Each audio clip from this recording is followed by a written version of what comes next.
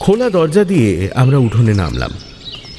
পাঁচিল ঘেরা উঠোনের এক কোণে কুয়ো, অন্য কোণে পেয়ারা গাছ।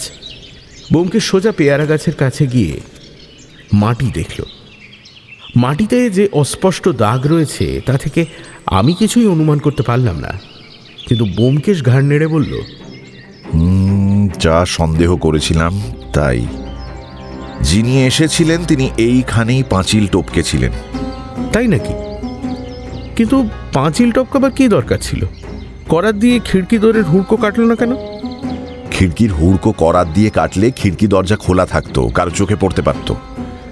তাতে আগন্তুক মহাশয়ের অসুবিধে ছিল বই কি। আমি গোড়াতেই ভুল বুঝেছিলাম, নইলে সদানন্দ সুর মরতেন না। ভুল? কি ভুল বুঝেছিলে? আমি সন্দেহ করেছিলাম যাকে ধরতে এখানে এসেছি তিনি সদানন্দ সুর, কিন্তু তা নয়। চলো এখন যাওয়া যাক।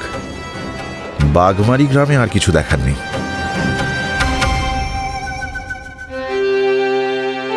আরো আনন্দ পডকাস্ট।